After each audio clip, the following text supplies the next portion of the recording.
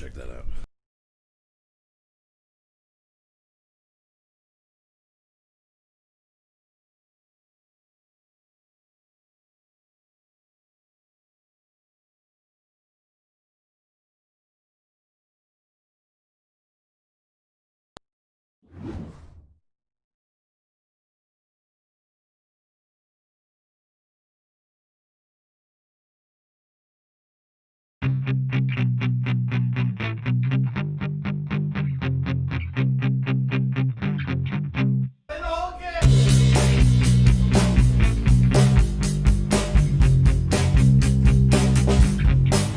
I'm gonna steal your sunshine and I'll shit on your parade. Don't get me started on doing Michael Keaton. My opinion matters, yours will fall in last place. I'm not shutting up and you'll be learning my name. Fifth in the family, but first in my mind. 1 out of 10, but I'm ranking just fine. We've only got now, there's no afterlife. Look, Mom and Dad, I'm just speaking my mind. Everything's coming up Kyle tonight. Everything's coming up Kyle tonight. Everyone's coming on Kyle tonight. Wait, what? No, nobody's coming on Kyle tonight. Everything's coming up Kyle tonight. You can't shut this mouth, but you're welcome to try. I only stop talking and drinks for eat and cry. I'll never shut up, gonna talk till I die. Gonna talk till I die.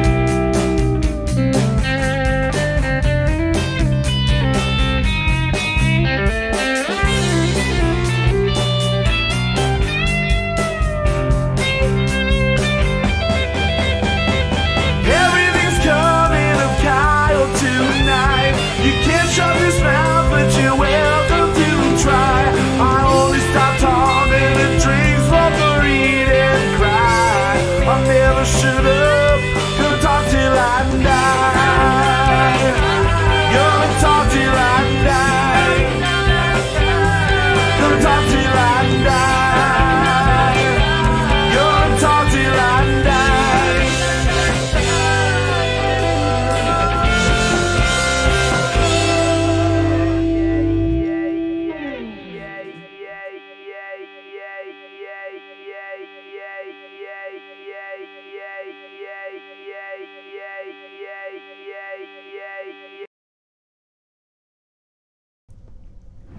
Hey, everybody, we are live here with Season 5, Episode 16 of Kyle Mocha Won't Shut Up.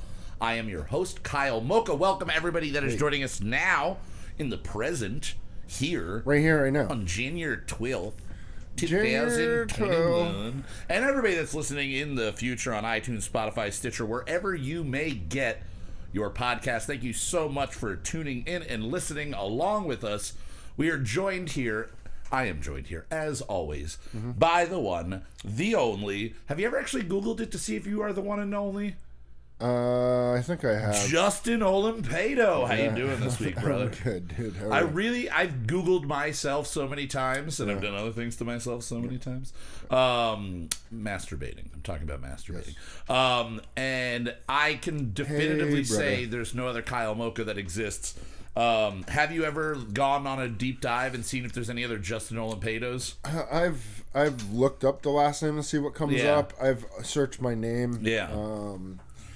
I don't know. I don't think I really came up with anything. But at the same time, I get weird, fucked up emails saying like, "Hey, Joseph Olimpado," and I'm like, "Yeah, well, I probably do. Oh, I have an Uncle Joseph. You know what I mean? Yeah, Uncle J. Joe. Olimpado. That's why my entire family's all K and C Mocha. So it's just right.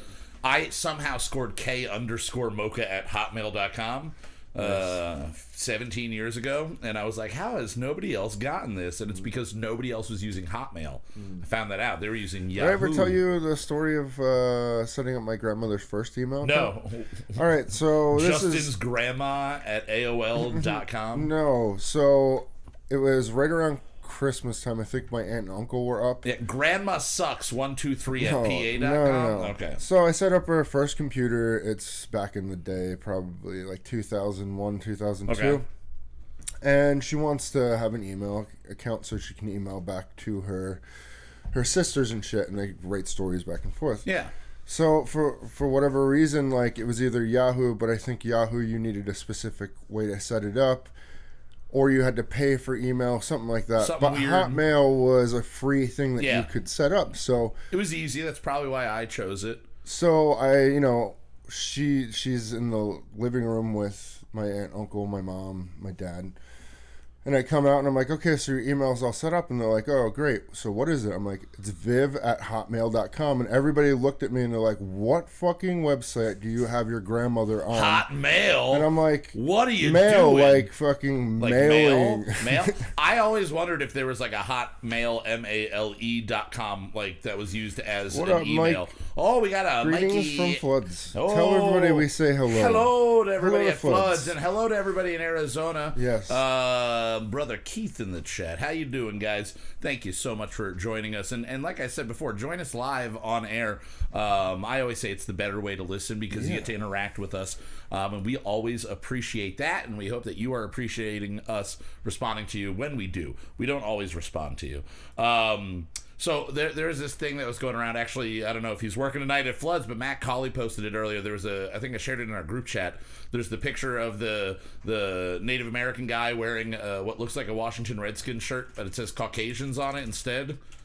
And it's just a picture, instead of it being a Native American gentleman on the crest, it's just a generic picture of like a 1950s white guy looking off like this.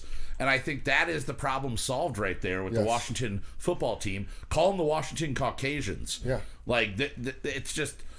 It'll prove that nobody's really offended by the name that really matters to be offended by the name. Right. And then it'll make everybody else go like, well, fuck you, we want our own team. And then if you vote against the Caucasians and you're a white supremacist, you got a lot of shit to deal with mentally there, you know? You got a lot of shit that you have to handle within your own head. Right. And you got to figure out, like, do I vote for the Caucasians or do I go with the Giants? I subscribe more as a Caucasian than a Giant. I'm only 5'10", you know? So would I be going for the Giants? You'd be going for the Giants. You'd be going for or you just stick with the Raiders because you're a Raider-sized man. Yeah, you could also go with Vikings. True. I could go with Vikings a little bit there. Dude, there's only one team that's going to win the Super Bowl this year. Who's going to win the Super Bowl? The motherfucking Browns! I do hope that the Browns win. After that romping of the Steelers, I really, really, really fucking hope. When you can't trust the birds, root for the turds. That's a good way to do it. That is a good way to do it. And I'm going to wait to introduce him until he's got his microphone set up. It's getting a little wobbly over there. What's all wobbly gobbly for? I don't know what's going on. It's tilting. What had happened to it over the break? Something happened to it, and now it's unstable. No. It's an unstable microphone. It's leaning, but it's standing. It's leaning, but it's standing. Speaking of things that lean but also stand, we are now joined by Mr. Zachary Storman. Ooh, that was a foamy pop there.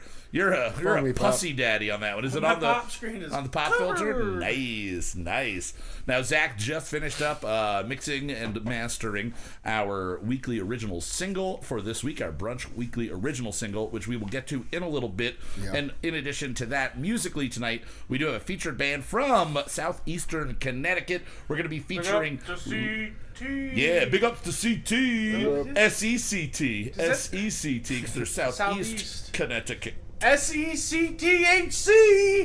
Big ups to SCTV as well. I always loved that show. But we have Living Weary. We're going to be playing the song Vanished by them tonight, so stay tuned for that. Vanished. We had a song called Vanished. This song seems like it could be similar in tone, but I highly doubt it's about... I didn't realize this was just tonight's band. Yeah. I wonder if it's about Japanese men disappearing themselves. I doubt it. I highly doubt it, but in the tone somewhere. James says he's got us while he's working on the guitar. Nice. Sup? What's up? While he was at work, like, yeah, he's blasting just selling it at the store that he works at. You don't want that shit. All over. Get out of here. What the hell are you doing? What the hell are you doing? Cunt, shit, fuck. Blast it on the speakers. We are on Floods, though, so. I hope everybody at Floods. Cunt, fuck, shit. All of you are fucking cunts.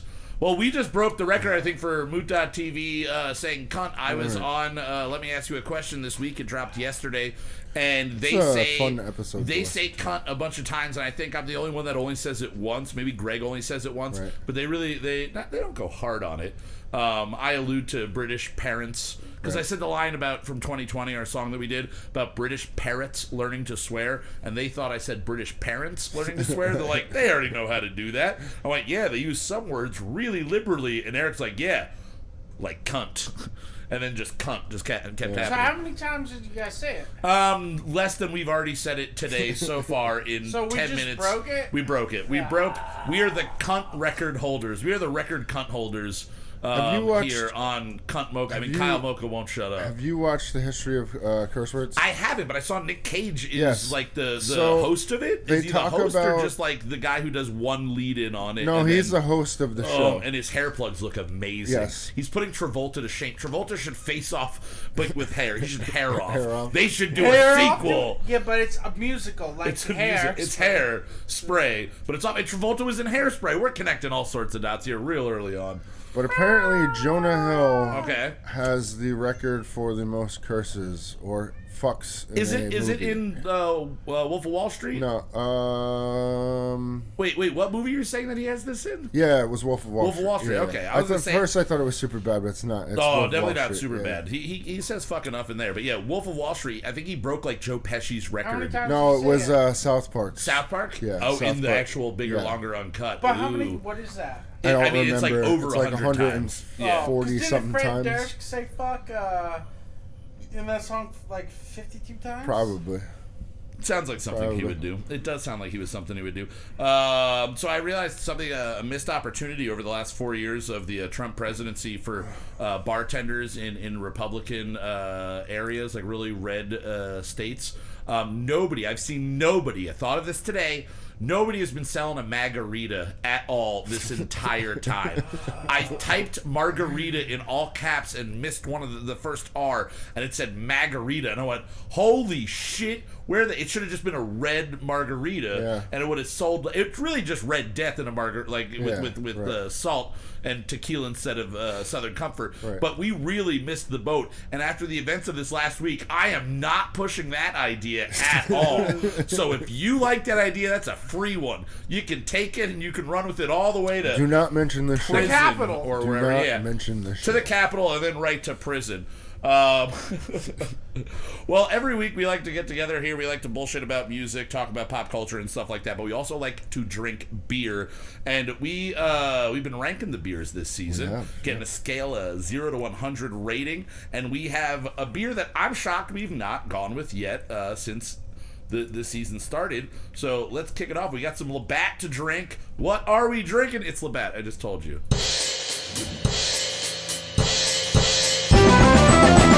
Drink it so you don't have to. Review it in the morning from the bathroom.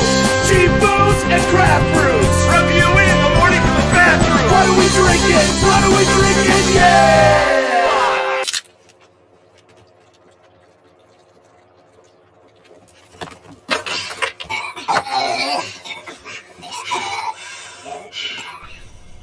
I thought you were talking about during that. Oh, no. Just there. Upstairs tonight, you were hitting yourself in the face with a drumstick while I was doing vocals? Sort of.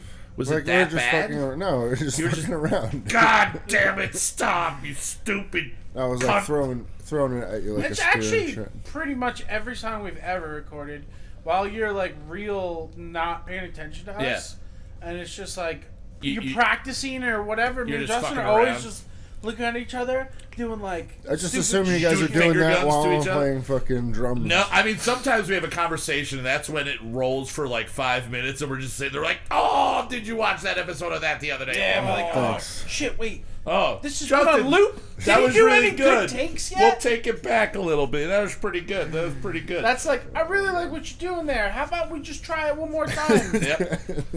It's like lies your parents told you, but it's Zach because he forgot he was recording in the middle of recording. All right, guys, so as I said, we are drinking some Labatt Blue. It's Canadian Pilsner. It is one of the only... I guess it's not a light beer. Most of the regular beers do tell you what they are. But Labatt Blue, I wonder if that is technically a light Pilsner. There's a Labatt Blue Light. I mean, I wonder if that's a light Pilsner. But this is technically just a imported beer or beer. It says Canadian Pilsner.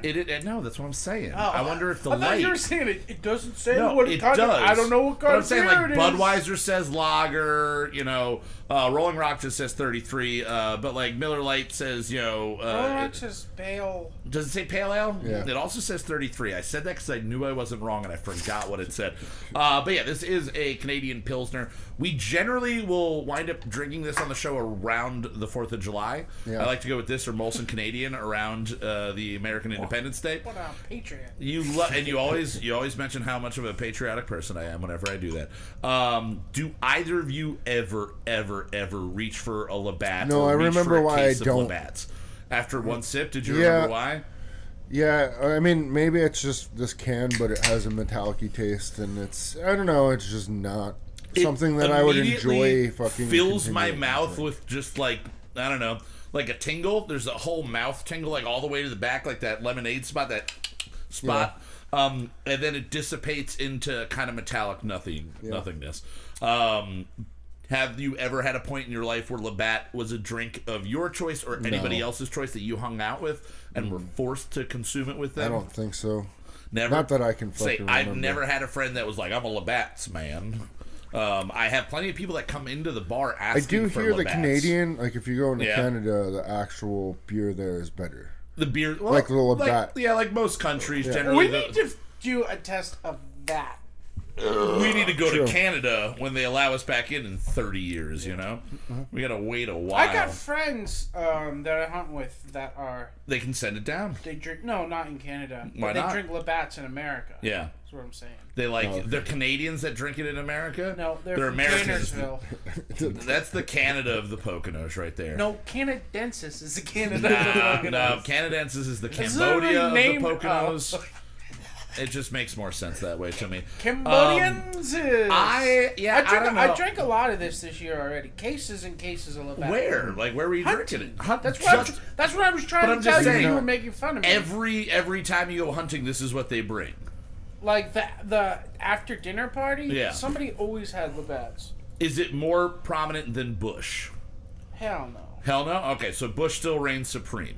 Yeah. That's what's good to hear. Let me ask you a question before we started fully recording what was released. We were talking about how both Eric and Anthony's parents were Bush parents. They were Bushmen and Bush women.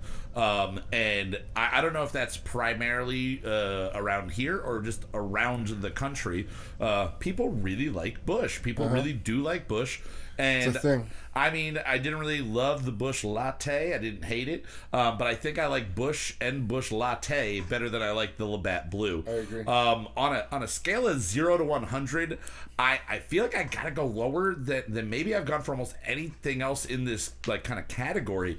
But I'm gonna give this a 43 out of 100. This is just kind of like whatever. It'll get the job done, and that's about as good as you can say about it. Yep. Justin, what are you thinking? 0 to 100? 27. Yeah. Jesus. You really hate it that much. I'm not a fan. Not a fan? Yeah. All right, Zach, you've been... they're fucking nuts. 62. 62? Still not that good. It's barely... If you really liked it, you would have given it a higher rating. Now, that one's locked in, so you can't change it. I'm officially locking your score in. I feel like I'm always lower than you guys. You generally are. Generally, yeah. But when you're higher than us in your ratings... it's for something ridiculously silly like this. Get off the fucking counter! Yeah, goddamn kitten cat. Did you get a job yet? She didn't get a job. Yeah.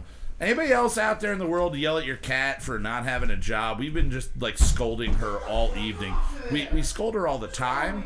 I'm gonna love listening back to this, just to him echoing, shouting at the kitten in the corner. But I love yelling at the cat for not having a job. Any cat I've ever been around, I'm always like, you're a lazy little piece of shit. But today we went extra hard on the cat. We were just like, do you even have a resume? Do you have references? Are you even ready? You should be spending 40 hours a week trying to find a job. Getting a job is your job until you have a job. It's going to be a long episode of Zach fighting the cat here. All right, guys, so we do have another beer. She's going to eat all of the leftover pizza that's still on the counter. That's fine. She can have my slice. I'll just give her that one. We'll eat all the other ones, but she can have one of them. So our other beer that we went with today is from Oscar Blues Brewery, and it is an Irish-style porter brewed with coconut and chocolate. It is called Death by Coconut, and it is a 6.5 by alcohol by volume beverage. Now, we went with this, because we're trying to go with darker beers for the next couple of weeks. While it's colder, darker beers generally are what I lean towards. But I also hate coconut. I despise the flavor of coconut. Right. I don't like coconut rum. When I was a little kid, we would go to Ponderosa, and I would do the build your own sundae. And when I wasn't looking, my sister Kim would scoop coconut into there and then cover it, or she would switch mine with hers, and I would take a couple bites of it, and she'd be like, "You like that?" And I'd be like, "Yeah, I fucking love ice cream. I'm fat." She'd be like, "There's coconut in that." I'm like, I hate this. It's really more of a texture when it's covered with other things, but on its own, when coconut is really prominent, it's fucking disgusting. I mean, it tastes like soap to me, like worse than cilantro. Like worse than cilantro. I'd rather have a chocolate cilantro beer. Thing, but yeah, I got that gene. Dude, I love cilantro and coconut. Me too. All right, so all kinds of coconut. Do you like the idea ahead of time, an Irish style porter brewed with coconut and chocolate? Would that be something that if you saw on tap, you would give a try? Sure. You would give a try. I would never, ever go for this at all. Irish porter. Irish porter, yes. Chocolate, yes. Especially by Oscar Blues. Yes. Oscar Blues, yes. Everything about this, except for the death by coconut part of it, I would let you order it, and then I would take a sip of it. If I was at Flood's and Drew was bartending, and he went, "Hey, I got this," I'd probably be like, "Nah," and I'd wait for you to go, "Yeah, okay," and then I would take a sip of yours. Yeah, I would not commit, but I'm going to try to finish this whole thing despite how I feel about it, because wasting alcohol is wrong. Have you guys given this a sip yet? What are your thoughts while I give a sipperoni on this one? My thoughts is I'm not tasting coconut. I taste coconut, and I'm tasting coconut. I taste coconut, and I really feel like it's like an Almond Joy. It does taste like an Almond Joy. I'm getting a full mouth of love coconut. Almond Joys, and I'm not getting it. Maybe you're just too exposed to coconut. Maybe you get too much coconut in your life. How often in 1 week do you eat coconut? Is it like a regular thing? Like maybe not raw coconut, but do you drink because I can't really even do coconut water because I love those with the chunks. See, I don't like coconut water. I wish because I want it know it's good. I'll be honest, I don't often eat. Yeah. It's one of those things you forget about. Yeah, definitely. But then when you see it, like every once you if I walk into like the diner or whatever, they're like, coconut shrimp lunch special. I'll be like, coconut shrimp. Why don't I eat more coconut? Whenever they've got a China buffet, the walnut chicken, and I go for it, and it's actually coconut chicken, I fucking lose my mind because that is taking one of my favorite things. Gross. And I love it. You're it's sick. Literally sugar mayonnaise. That's all it is. It's mayonnaise and looks sugar. like semen. And That's it looks why I like can't, Cumsies all over the chicken. I love that Cumsies covered chicken. It's like my favorite fucking thing in the world. But once in a while, it's not walnut chicken. It's fucking coconut chicken. I can only eat warm mayo if I don't see it. Yeah, no. I can eat cold mayo. Yeah. Out of the jar. Like if it was on the floor, you would eat it probably. Yeah. But hot mayo, don't show it to me. Really? I'll eat it. Make me a tuna melt. Whatever. Walnut chicken tastes okay, but when have you ever made a grilled cheese or anything grilled like a melt where you use the mayo instead of butter? I use mayo for stuff all the time. Yeah. Sometimes I put the Duke's mayo in some fucking even spaghetti sauce. I brown meat with the mayo. Sure. Yeah, I've never done that. You got to use the Duke's though. The Duke's is more butter like than it is mayo like. All right. But I can get down with buttery mayo. Don't make me a cup of hot mayo. Well, but what about hot sugar mayo? Hot sugar mayo. Come on, it's amazing.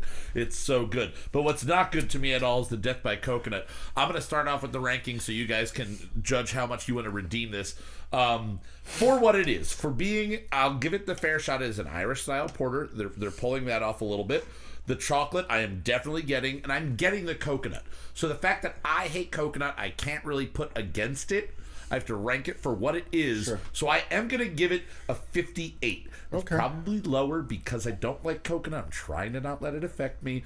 But overall a 58. It doesn't have, I feel like a lot of porters and stouts aren't as thick as they used to be. I feel like everything's getting watered down.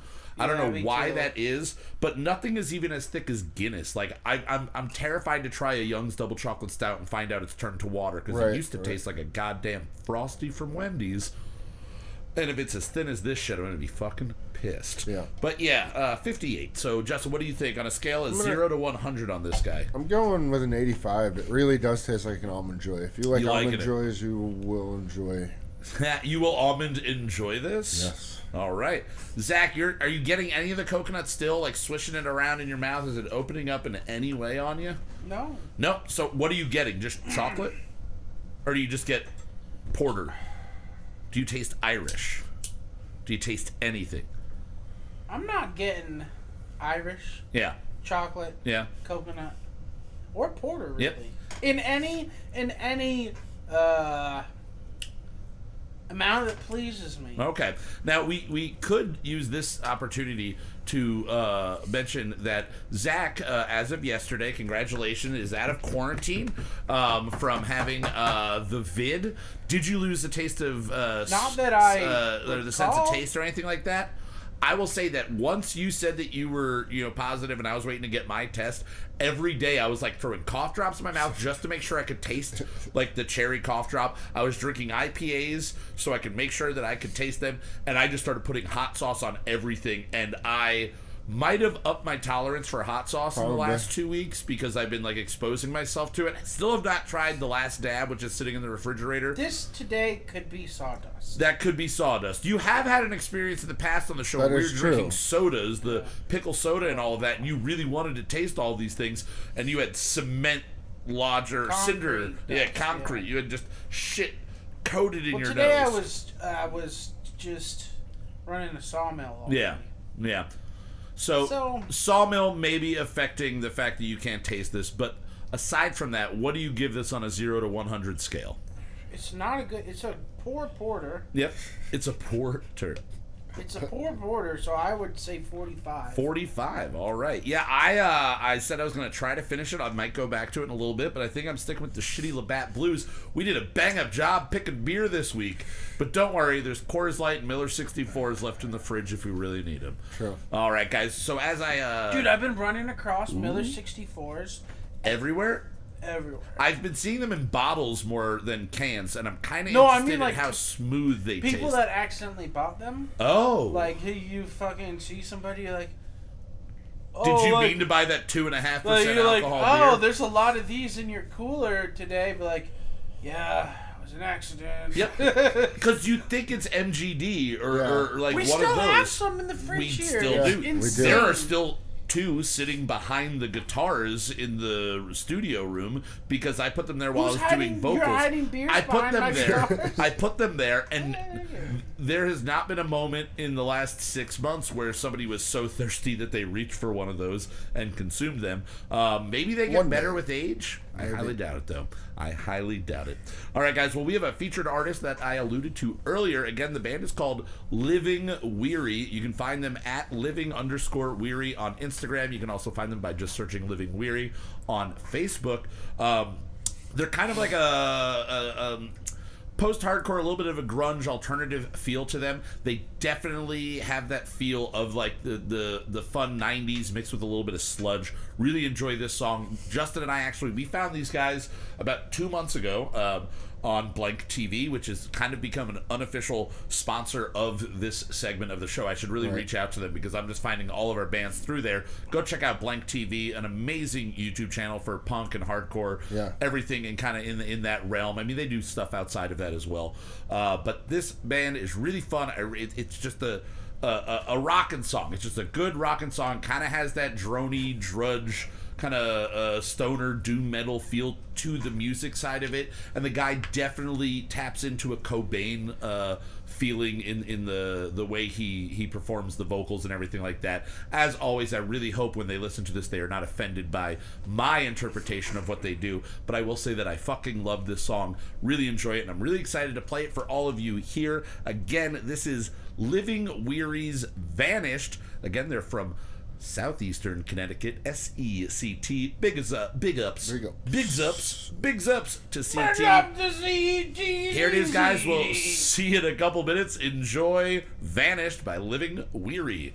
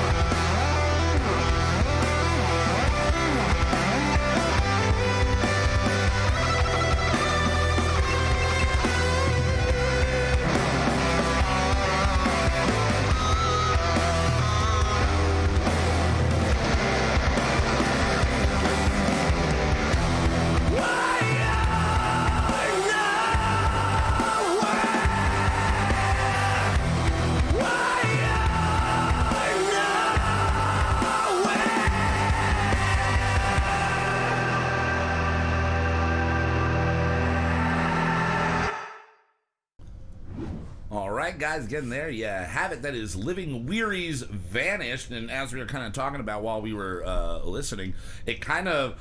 It might lull a person that's kind of a fan of more secular, radio-friendly rock into a false sense of security, and then it kind of breaks into more of a that what I was saying before, kind of that like low end that's not necessarily, I guess sludge really isn't the right word, but it's got the kind of, it's drudgy in that part. Mid-tempo. Hey, is this 2 files? Yes. Is this 2 files, the song? Do we have 2 files? One of them is... Both of them? Yeah. All right.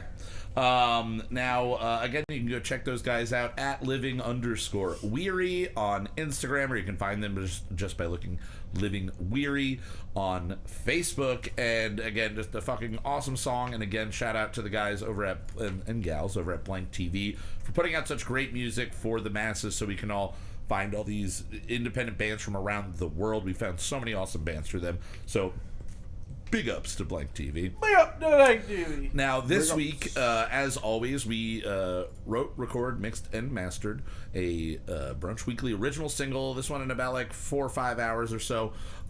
We are, I'll let Zach kind of explain what the story behind it is, and in turn what the lyrics are really about. But we are returning kind of to the lore of past albums we have done with Rubbish, the Garbage Man Epic, and Old Trash, all stories of Captalon. How would you describe what we are doing with this album, and then break down specifically this song for the people? For the people. For the people. Well, we're writing the religion of Maven. Okay. And again, Maven is where Simon, the villain from the Old Trash album, and really kind of the hero also of that album, because it's a darker album, and that is where all of the most powerful beings kind of exist, and they're supposed to be an all-knowing, super powerful, but fair and just society. Yeah, so this is like... millennia and millennia and millennia before the Maven that Simon comes from. Because Simon's kind of like the Antichrist to this story's Jesus or whatever, Buddha or whatever. It's going to happen thousands of years later if you follow the... What was that? Well, we just had another spotting of Billy Corgan. Ooh. Mikey said, I like that singer's voice kind of reminded me of Billy Corgan in a good way. Oh, nice. Hell yeah. Helen likes it as well. Thank you, guys. Go check them out. Buy merch. Buy their music. Do shit. Shit. So, with this song, we're again, for the album, we're kind of breaking down the religion and the making of the kind of the moral code of Maven. What is this song specifically about? Mm-hmm. Yeah. Well, this is there's going to be 3 parts to like 3 books of their Bible. Their scripture, yes. So this is the beginning. All right. And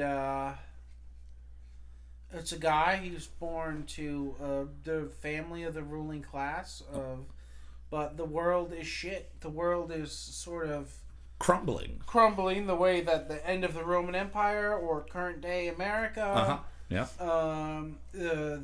Our Siva, the guy that the album is named after, and basically the first prophet of Maven. Okay. Is born to be the ruler of a crumbling society.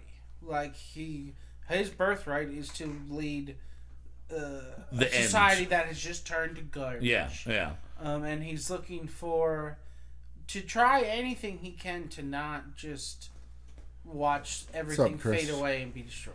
Yeah, and in this, in the story that we tell, his father is the ruler. Again, he is the heir, and the song is "Heir to a Crumbling Empire."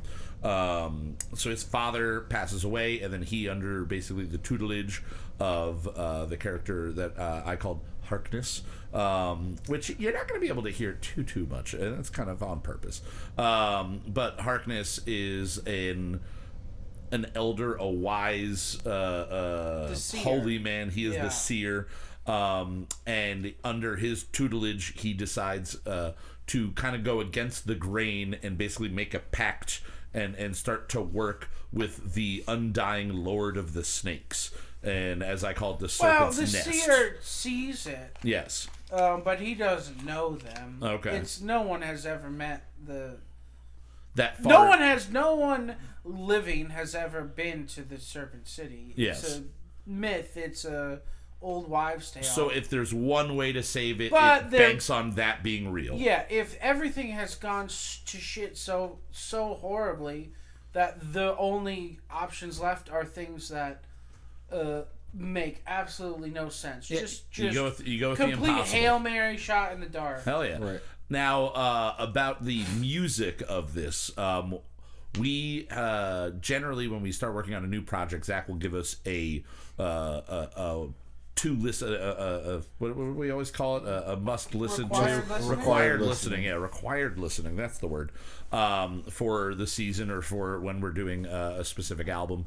And for this one, you sent us a list, but then it basically just became listen to the Cocteau Twins. Yeah. And you also threw in. Became obsessed with them. And you also threw in My Bloody Valentine's Loveless. Yeah. And not Bullet for My Valentine, which I, again, accidentally listened to. My Bloody Valentine. And yeah, I listened to a lot of that. Jesus and Mary Chain. Jesus and Mary Chain, that was the other one. There you go, yeah. And I spent all day today listening to him. I listened to a bunch over the last week or so as well. And vocally, I was like, I have no idea how the hell I'm gonna do these vocals. And so from the vocal performance side, I was trying to be a little on the dronier side, right, but still melodic, and give it some kind of not necessarily a pop feel, but something that is catchy and something that doesn't make you hate the vocals.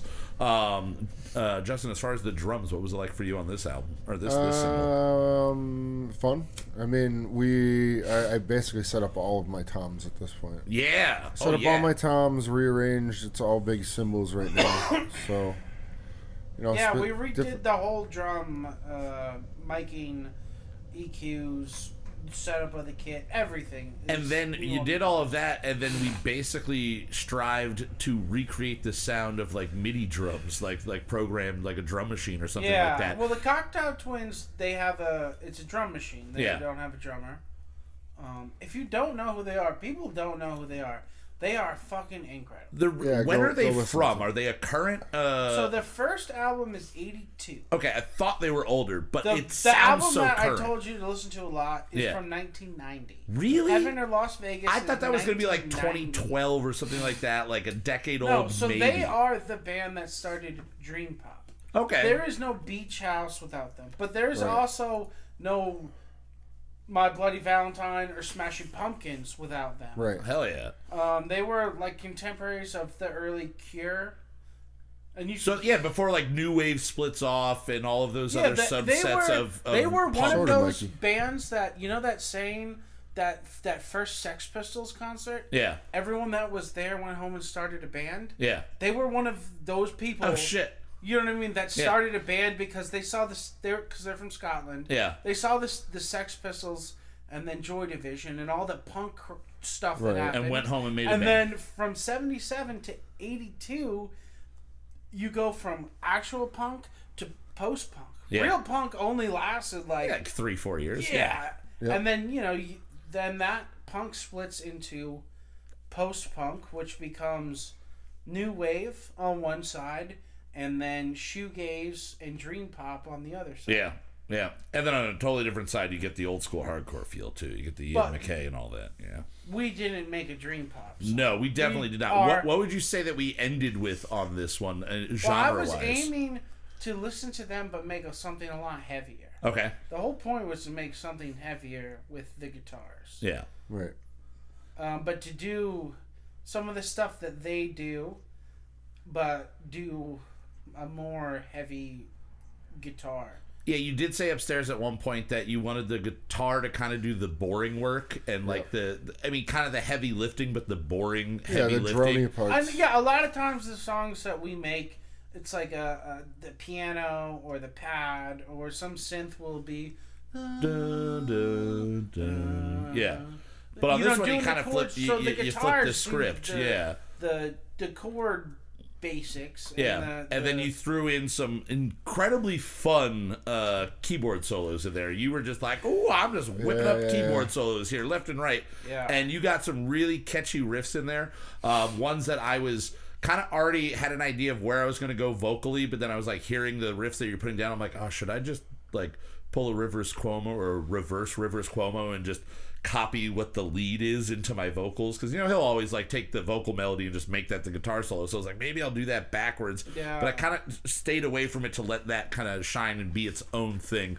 What time? We're doing a short one on this. 3:26, I think, but we also have a intro song. Oh yeah, so why do you? The intro is something that you recorded. This is pre today, but this is going to be the intro for the entire album. But I did do it in like 3 hours, so I so it's with still the style. It's still with our style. So yeah, you guys are going to hear the about 2-minute intro and then a 3.5-minute song here, and they're all going to be flowing right together, right, back to back. Yeah, the intro is. I had this long ass title for this album in my head. Yeah. Like we like to do that. Two different semicolons. And then I was like, well, that's too much. Yeah. So I shortened the title of the album to one word. Yep. And then the first song I was like, I'll write a crazy weird intro. And that's the Esoratissa, which is the name of the holy book that we're writing. All right. Okay. Well, let's not delay this any further. We can jump right in. Again, this is Heir to a Crumbling Empire. And we're pronouncing it Save. Yeah. I think Save is how I said it on the recording.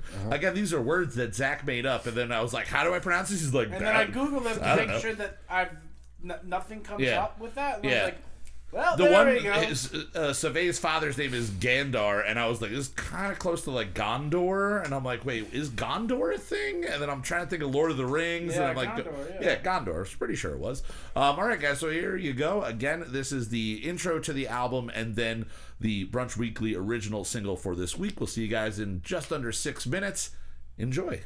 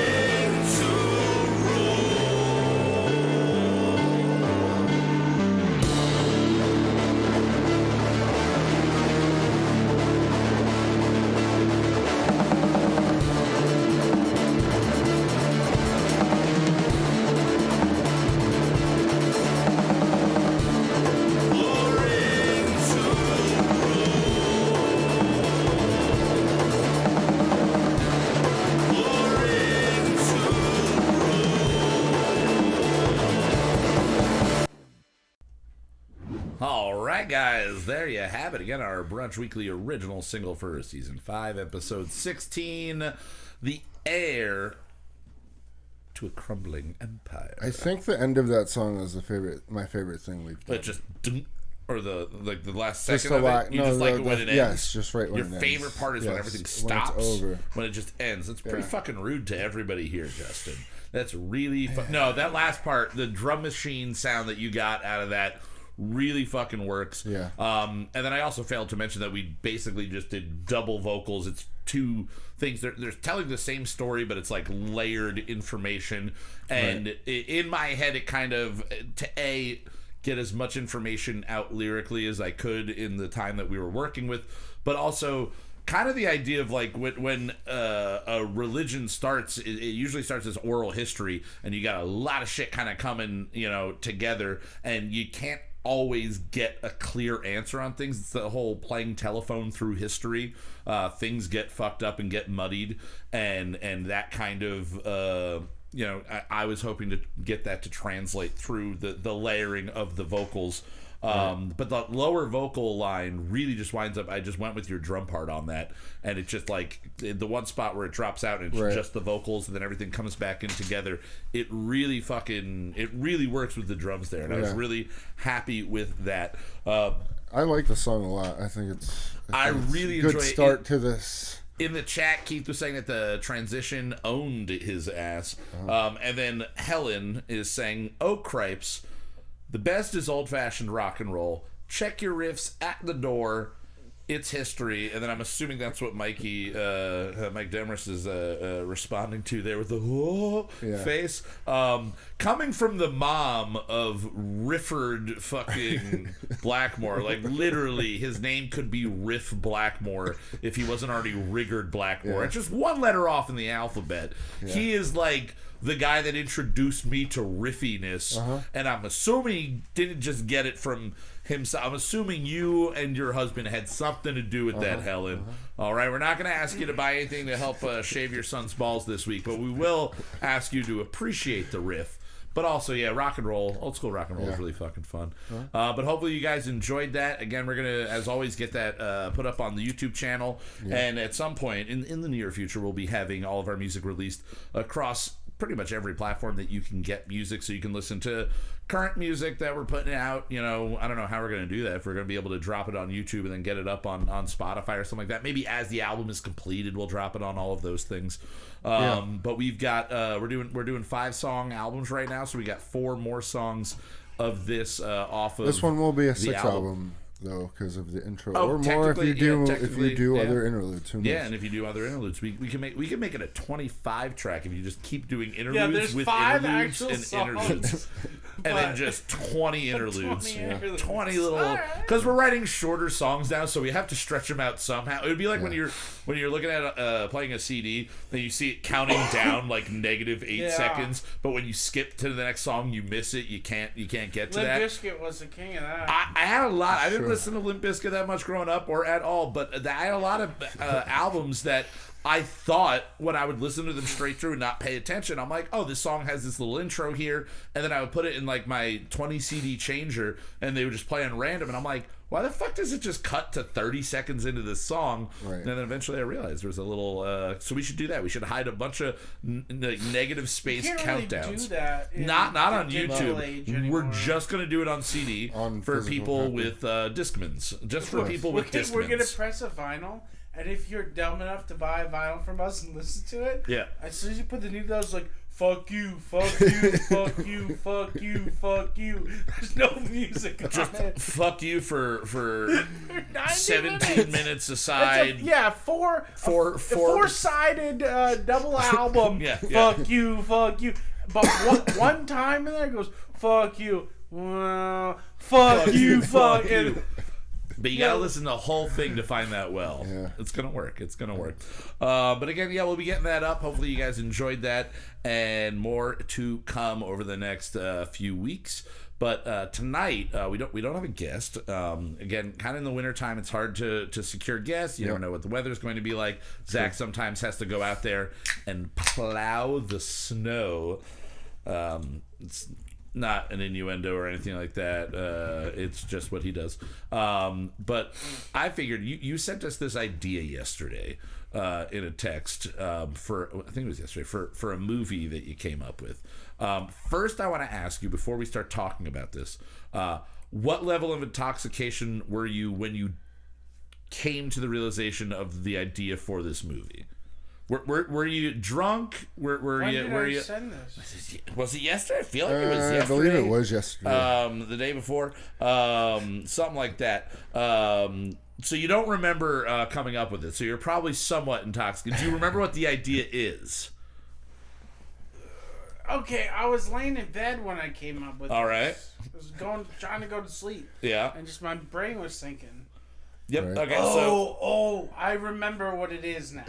All right, because I have it here if you want me to read the message that you sent. So this is it was Sunday. It was Sunday night, 10:35 Sunday night. Right. Movie. I was watching that was after the Browns. Oh, yeah. Again, that game. That first 3 minutes of that game were ridiculous. So this is the text. The movie idea. Multiplicity, which is a great Michael Keaton movie. If you've never seen it, you're missing out. Multiplicity, but instead of clones, the main character sacrifices their neighbors to summon demon minions that look like them. But the demon minions keep fucking up by killing people whenever they get sent out into the world to do something. Could be a male or female lead, extra gory comedy. And then you said, like Multiplicity, mixed with that Sandra Bullock witch movie and the new Evil Dead. And I said, starring Michael Keaton. You said, nah, it should be a woman. And I went, oh, he'll be like the end starring Michael Keaton. He'll be like the doubtful mayor, like the straw dog, if you will. And you said it's like a girl that's into magic and shit and is dark, stumbles onto some real blood magic. So we're going to start with somebody who's just kind of into magic, like maybe buys a book or something like that at a store, and then is just doing practicing. We'll have to get Jackie to advise us on all of this shit. Maybe Jackie can play the lead in this. That'd be really good. Somebody that just fell into a wiki loop one day. Yeah. And it was I was at the bookstore. I saw this thing that I heard about. Whatever. Yeah, so I bought it. It's just a book. All the best horror movies and a lot of good lore movies all center around finding a book or something like that. So she finds it, and then is the first time what you're thinking is the first time she changes somebody is totally on accident. She just accidentally. Yeah. So I was thinking how this happens. Yes. So she gets this book and whatever, and then just a string of bad luck happens. So I'm thinking she's a college student. Okay. Right. Working a waitress job, going to school during the day, fucking waiting tables at some shit. Hardworking, honest girl, nice lady. She into Wicca. Accidentally stumbles upon this book and it's just like Multiplicity. Yeah. Oh, you can summon demons to do your bidding for you, so you can live a life of luxury. I forget, in Multiplicity, does he invent a machine to clone himself, or does he just accidentally find it? He works at a place that does that. And then he just accidentally clones himself, and then he just keeps doing it till there's 40 versions of himself, and there's the really dumb one, and then there's the one that's really good at sex, and then the one that's willing just to do work and shit. She, in a middle of the night, I can't fucking do this. Right. Just accidentally reads this incantation in a book, similar to the way the Evil Dead. He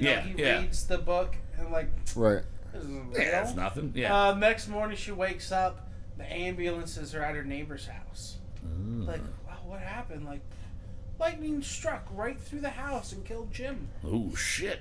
And then Jim's gone. Fuck Jim. Neighbor's dead, Jim and that was gone. the sacrifice. Oh. And then all of a sudden she has demonic clones that look exactly like her that refer to her as their master and will do whatever she tells them to do. Okay. And so she's well, I'll send you out into the world might to do as well something. send you to do the shit that I don't have time. She's I think I'm gonna take a 2-hour bubble bath and drink a bottle of wine. Can you go? You go to class for me. You go to work for me. And you go over to my sisters and visit my niece and my nephew.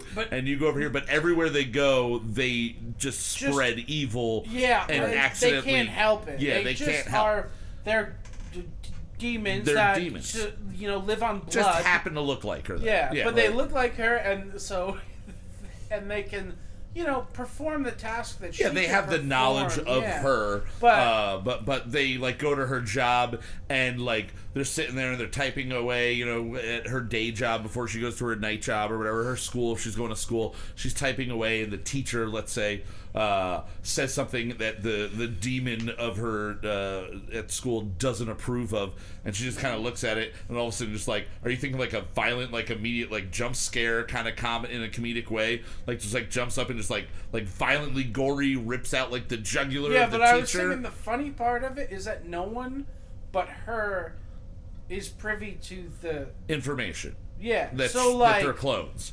Yeah, so if all the violent scenes would be between one of the demon clones and whoever dies, but no one would ever actually see the murders happen and the evil and the eating of the bodies and the blood sacrifices happen. It's like something like an accident happens, like the fucking sidewalk is icy and the fucking kid slips and like cracks his head on the sidewalk and the demon's just walking by like and fucking eats the fucking body, but nobody sees it. All right. So going off of that idea, it has to be co-directed, in my opinion. All right. By one Kevin Smith. And Eli Roth. Ooh, that'd be a good mixture. Yeah, get this stupid conversational, stupid smart conversational comedy in there. But then also, get your fucking gore, your fun. Yeah. What was the first one that he did? The Hostel series. Hostel.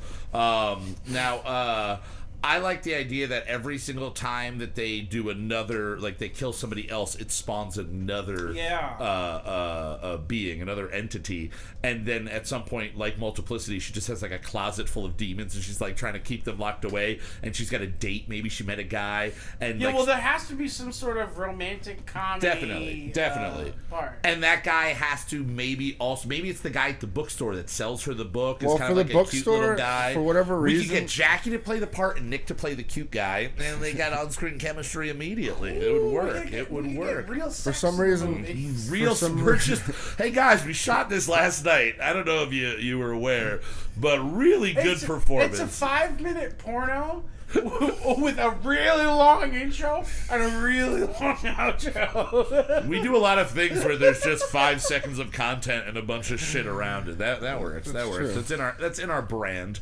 Oh God! So, what do you think is like the big turn? Because if you do the whole hero's story, there has to be like the big turn, like the thing that she is really working towards. She's going to school. She's working, hard. She gets the ability to have all of these minions do her bidding for her. What is the thing that she is like really working towards? Is it the school side of thing? Is she trying to go to school to become like a lawyer or a doctor? Maybe she's trying to do something to like help save people. And so the irony that she's killing people by having this power, like you have to have that kind of juxtaposition there.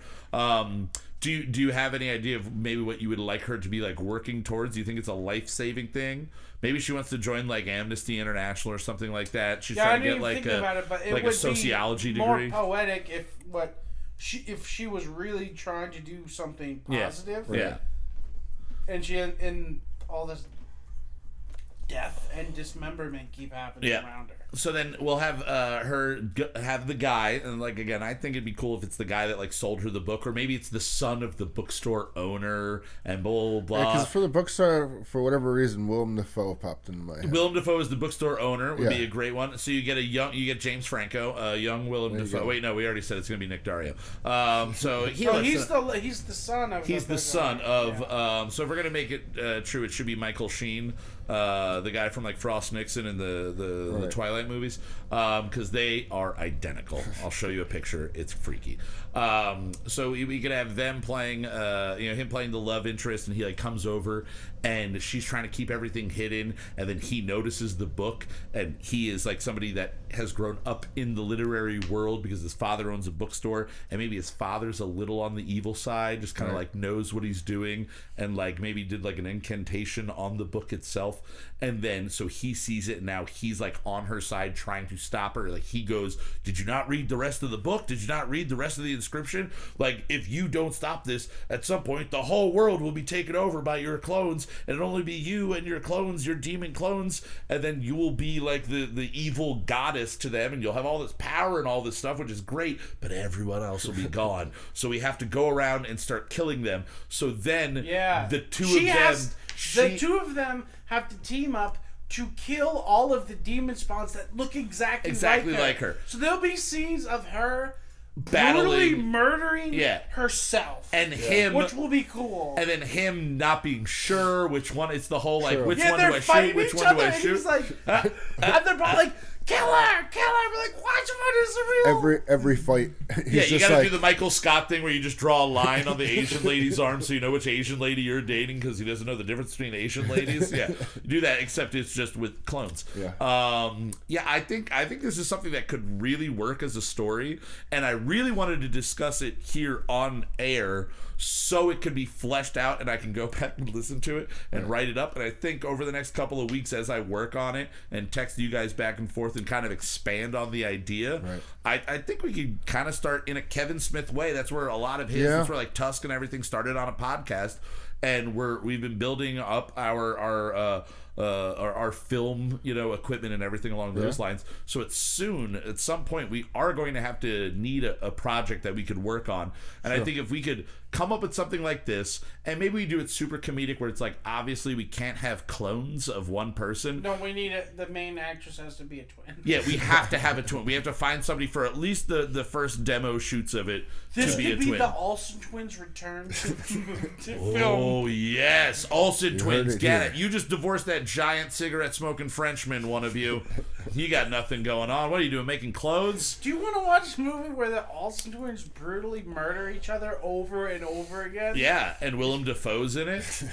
Come on. Or wait, now it's going to be Bob Saget. Now it's got to be Bob Saget as the reunited at last. They wouldn't be doing Fuller House. Well, we can't get that whole cast anymore. Yeah. Somebody's in jail. Oh, maybe.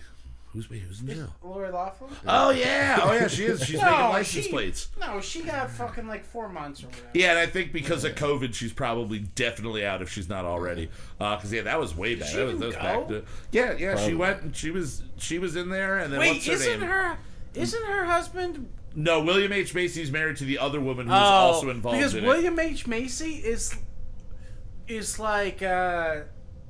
Sort of like Willem Dafoe in the face. Yep, you could definitely switch out. So guys, we're workshopping it, and we're gonna spread it all over Hollywood. Whichever one of you top actors, maybe Tommy Lee Jones, can come on and work with it. Maybe he's like somebody who had the book. Tommy Lee Jones, another character will build into it. He had the book years ago, and he's already defeated his own clones. Tommy Lee Jones is Satan. After she kills all the clones, Satan appears. Oh, but like Peter Stormare and Constantine just kind of like rises up, and he's got the tar on his feet and everything. But it's Tommy Lee Jones. Yeah. I gotta say, Peter Stormare as Satan is probably my favorite devil. That Constantine was fucking amazing. That was really good. Dude. That was really good. All right. Well, Justin, do you happen to have a little ditty about letting people ask a question from a letting people ask a question? I believe. All right, because I would like to go back to an old segment that we've not done. We did it once this season so far, but we've not done it a lot lately. Since I was on the most recent episode of Let Me Ask You a Question, I want to ask you the question. So let's hit it. Let me ask you a question. Let me ask you a question.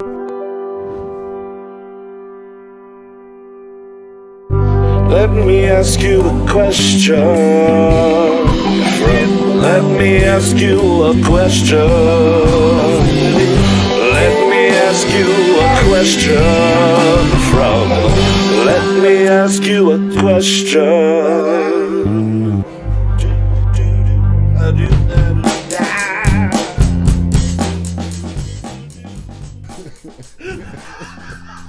All right, guys. So again, Let Me Ask You a Question is our brother or sister love podcast that is hosted by Anthony DeAngelis and also has the Gregaman and EJ, our super producer, on pretty much every episode. Sometimes Greg isn't there. He lives in Texas. He's got a busy life, a wife and a kid and everything like that. So we forgive him when he's not there. But I was lucky to get all three of them on the episode that I just did. Again, dropped yesterday on the Monday drop. It is called Film Lessons with Kyle Moucha from Kyle Moucha Won't Shut Up, episode 209. So go check that out later. But I wanted to ask you guys the question that Anthony asked me, and that question was, has there ever been, or is there a lesson, whether it's a life lesson or just like a way to deal with people, or somehow that you react, or something that just entered into your normal vocabulary that you learn and adopted from a movie or a TV series? And while you're thinking, I'll give you what my examples were.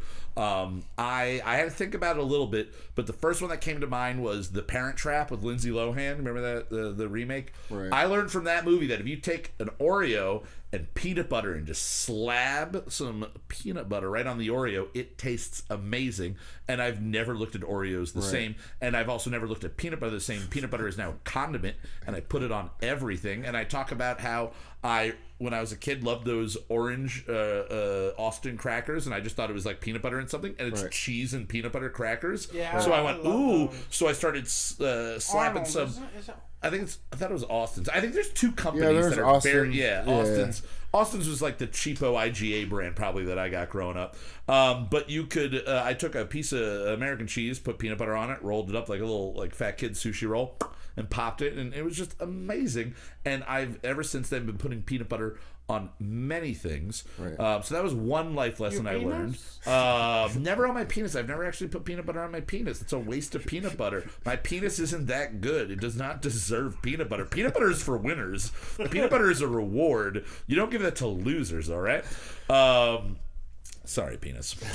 But you should be apologizing to me. You get peanut butter if you be better. Last, baby. And don't make babies. It's working for me in that way. Don't make babies. Because that's the thing about mocha penises. They're small, but they don't work. So I brought up that, and then also in Mighty Ducks, when one of I forget who it is, they take a big swipe and they miss the puck, and Gordon goes, "Keep swinging, maybe you'll give him a cold." And now, through my whole life, ever since seeing that, anytime somebody was doing something athletically, even though I'm a terrible athlete, if they like swung and missed, I would always just go, "Keep swinging, maybe you'll give him a cold." At like professional baseball games, I shout this at the fucking professional athletes. Right. And it's something I adapted at a young age, and it just became part of like the lexicon of who I am. Right. Is there anything that you guys, Justin, do you have any idea, a lesson or something that you learned from a movie that you kind of kept with you through your life, or a TV show? I think because most TV shows are overdone or overacted in a sense to really pull out drama and senses, so I would say more feelings than anything. Like somebody fucking up and fucking with somebody, and how that moral, like the morality of situations. Yeah. Because movies will, because Anthony's whole point was trying to get to like we learn more like it than we probably think from movies, sure, especially on the and moral I agree side with him of when he things. said that. Yeah, I do. On the moral side of things, like if you see somebody in a movie that's supposed to be the asshole in the movie saying something to another person who's an innocent, a great example in Donnie Darko, "Go back to China, bitch," like that whole thing. Yeah. If you are the asshole saying "Go back to China, bitch," if you're the person saying that, you should know you're the dickhead. Yeah, right. And that was just a way that like I wasn't saying that to somebody, but if I saw somebody say that, like in a video, "Oh, you're the bad guy." Yeah, like the video Steve shared with us from last year of the lady from Canada going chinky China lady, like that whole thing. It's like, you're the asshole. Like, you are 100% the asshole in that situation. Like, you should know that. So me, as a viewer of a situation, as an observer of a situation, I can see somebody doing something along those lines, and I go, "Oh, you're a dickhead. Like, you just eliminated yourself from me wanting to be your friend." And I learned that there's lesson plenty of times in movies that push your morals. Yeah. And make you reflect. And Yeah. that's one of the reasons why I like movies and film. Yeah. Zach, anything that sticks out to you? Anything that in your life? Again, it could be TV, could be movie. It doesn't have to be like a life-changing thing, like a moral thing. Are there any like sayings that you picked up at this day and age, even like YouTube and stuff like that? Anything that you've picked up? Like you used to say "gooched" all the time from the guy that does the guitar. Good old Dave. Well, there's a million things that I say from that are references and deep cut than learning something. A lesson. Yeah. Right. Yeah. Do you have a lesson that you think you've learned from anything? You're like, I watched Titanic once. Don't go on boats. I've never seen Titanic. You didn't even learn that lesson. Specifically, no. There's no like. I can't think of like I saw a movie like Do you think that? No, I've when you said YouTube, I've learned phrases and you've learned information. Well, like just information. Yeah, you know what I mean. You ever changed a water pump in a 1998 Buick Regal? No, but I watched a YouTube video on it and I could do it. An idea. I bet you there's one thing that all three of us share that movies and television influence. Well, probably two. What are you Drinking thinking? and smoking. Yeah, I would say that like on that's a good idea. Smoking side of things, like the whole idea obviously is like, our friends were probably doing it. I did it more for breaks, but I had been watching film and TVs that had people smoking. Yeah, you watch Reservoir Dogs or any Quentin Tarantino movie, swearing and smoking definitely came from my love for Quentin Tarantino and like the way I smoke, and if I ever would like catch my reflection when I was like drunk outside of Jock and Jill's or whatever in the window smoking a cigarette, I always notice I naturally just smoke a cigarette like this, whole hand up like that, right? And then for a while I had to like kept kind of changing, and I just wanted to do this and pulling out just like the two-finger approach. But yeah, I think smoking and drinking. Have you ever decided to start drinking something because you saw it in a movie or anything along those lines? Probably. Like, have you ever opted for a beer because it was somebody's like beer of choice? Like, has ever like the subliminal messaging have you ever thought of like that working on you? Because like in a lot of movies, for sure. Soda. Pepsi in Home Alone made me like Pepsi as a kid. Right. I liked Pepsi because it was in Home Alone and it wasn't Coca-Cola. Right. But other than that, like I probably never really wanted it one way or another. And then I saw the movie and I went, okay, like I'll be fuller drinking the big, the caffeine-free Pepsi.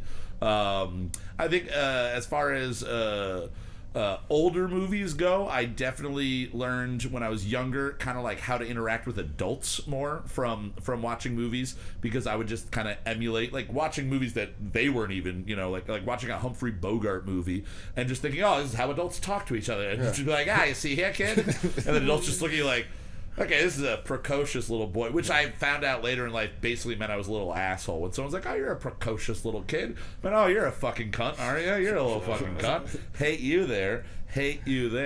I don't know any other, like, life lessons that I've learned. But I think just more of it is little things. Do you think that some of your personality in comedy... Oh, well, like 100%, Kevin Smith is one of my like favorite people. But I mean, just comedy. Your humor alone, like, helped you develop how you are. Oh yeah, and watching again, like with like Kevin Smith or certain comedians that like when I was doing stand up, I had to stop watching. Like I couldn't watch Louis C.K. and even our buddy Andy Moose. At one point, like we were just having a conversation, and he goes, "Stop watching Louis C.K." And I went, "Why?" And he goes, "That whole last 3 sentences you said was all original thought, but it came out like Louis C.K. Like it came out and like you were just like came out of emulating. Your penis in your hand in the bathroom. It came out of me. I was standing in front of this girl, going, "Do you mind if I jerk and touch my penis a little bit?" And she was just like, "No." And I was like, "You sure?" And she was like, "Yeah." And I was like, "All right." And he was like, "Kyle, you're acting an awful lot like that Louis C.K. guy there." I have you to totally switch gears for a brief second. Switch it up. I've never thought of doing that. Jerking off to somebody? No, even in an intimate moment, being like, "Hey, I want you to watch me jerk off." Well, I'll say he just released a bunch of stand up that's kind of like coming out in like little segments. It's available on YouTube. Definitely check it out. It's fucking hilarious. but he has a whole section that is called yeah, that's one of his bits. Yeah. That's hilarious. What the fuck? No, it's not hilarious. But the bit is called like basically he explains and like goes into the whole like thing about like him like jerking off in front of people, and he goes, do you know how lucky you are that people don't know what your thing is? He goes, everybody knows what my thing is. Everybody knows what it is. And you are so lucky that nobody knows what your dirty little thing is. And then I was listening to more of his stand-up because I can't help it. The guy's amazing. And he, 15 years ago, has a bit about how like he was like he's talking about like shitty things that happened in American history, like, you know, slavery. He goes, we can't just ignore that happened. That is something that happened, just like I can't ignore that I once showed a retarded girl my penis behind a KFC. And he's talking about when he was like 9 years old, he was doing so. Since he was a kid, his thing has been pulling his dick out and jerking it in front of people, and he thought he learned his lesson as an adult by going, hey, do you mind if I jerk off right now? And like he didn't learn his I mean, now he might have learned his lessons from Louis C.K. in the movie. Bye, Helen. Pootie Tang don't want to talk to the Shimmick. Oh God, that is a classic, and not a lot of people really know, like in the regular world, that he wrote that fucking movie. Like he wrote that movie. There's a part from that movie that me and my brother repeat all the time. Yeah. When someone's, it's that JB Smooth part where it's like, oh, there's a lot of people in this party. Yeah, and it sure is crowded too. I will find me and my brother doing that all the time. We did scare Helen off. We scared Helen away? Yeah. Sorry, Helen. Sorry, Helen. Our number one fan leaving us. Oh, so sorry. All right. Well, again, guys, if you want to hear me talk more and talk to the guys from Let Me Ask You a Question, go check out episode 209 that dropped yesterday. And this episode will be dropping on Moot Monday next week alongside another episode of Let Me Ask You a Question. They got the Derek D. Dozen, and once in a very, very blue moon, you can check out White Wasabi. All the love to those guys. And I also want to give a big shout out to our featured band this evening, Living Weary. Again, you can find them at living_weary on Instagram, or you can check them out on Facebook. You can find their music video for Vanished on YouTube. You can check out Blank TV for plenty of other amazing things. We are going to soon have our website done and up. We've been saying it for 6 months, but it's happening. And then again, we will be getting all the music out there to you guys so you can listen to it however you prefer to listen to it. I just want to say, as always, a big thank you to Mr. Justin Olimpado for being here, getting everything put together. Glad you and I survived not having to get COVID, even though you know, shove shit so far up our fucking noses. That was the most uncomfortable thing I've ever done. And I clean my nose with Q-tips every day because I'm like obsessed about having like hanging boogers. From being a server, there are plenty of times I've noticed like a snot, even though I'm wearing a mask now. So I just got used to going in with the Q-tip and just and getting the little guys out of there. Now I'm trimming it with the little weed whacker thing that I got. Been trimming that up and all. So I've been, you know, always obsessed with that. And I've never, ever shoved anything up my nose that far, and I will never, ever again. But thank you, Justin, for being here. You're welcome. And Keith also wants some bath towels with our faces on them. Ooh, we could do bath towels with our faces on them. So you can dry your asshole with my face? Yeah, but not have to have you there to do it this time. He wants to do it with just a regular towel. Although your face is pretty absorbing. You got enough fur up there to soak it all in. All the ass juice can get soaked right up into that beard. Speaking of, let's give a big thank you to Mr. Zachary. Ass juice. Darn it! All right. Okay, guys. Well, for Kyle Boca won't shut up. You got ass juice, or is that just a juicy ass? Both. I got both. It's juicy and juiced. Can you juice an ass? Can you just squeeze? I guess you could squeeze it and then put a cup on it. Oh, Helen's still here. What? That guy that wanted to eat people. What guy wanted to... Wait. What is this? I can't remember his name, but I kept thinking... Fucking Fasano was telling me about it. It's a dude from... I don't remember, but his name sounds like R. Lee Ermey, you know, the mail call guy? Yeah. But it's not. It's... Well, we gotta look this up, and maybe next week we can jump into it. I don't know. From he was one of the drill sergeant Arlie Ermy. No, but his name sounds like that. I don't know. He's one of the twins. What's that show? Cocteau Twins. Sunny? Always Sunny in Philadelphia. Yeah. What is the? Dee and Dennis. No, the crazy. Charlie Day. Armin, not one of the main Armin characters. Miways. Miways? So he wants to eat people? German former computer repair McPoyle twins. You're talking McPoyle twins. Yeah, right? Yeah, the ones that drink milk and wear bathrobes. Yeah, the one guy, like, he got Me Too that he was, like, telling this girl that he wanted to, like, eat her. Oh. That's a different type of Me Too. But every time he said it, it sounded like, he said Arlie Ermy. Because his name sounds like that. And I'm like, the fucking... Like, that guy's got to be 80. He's dead, I'm pretty sure. I'm pretty sure Arlie Ermy's dead. I'm pretty sure he died. He was like... I was like, he was like a fucking Vietnam. Like, no, not this old man. He's like, yeah, man. It's like, I'll always think of him as the whatever twins. And I'm just like... What? I don't get it. What? All right, we'll have to do more research on that. We can jump into that maybe next week. But yeah, Fasana, you a crazy motherfucker. And Arlie Ermy did not. Don't disgrace the dead. It's not. That's my fault. No, he we're gonna blame it on him. 3 years ago. 3 years ago. Yeah. Well, rest in peace to Arlie Ermy. Yeah. Thank you for not eating people while you were alive. And for Kyle Mocha won't shut up. I am Kyle Mocha.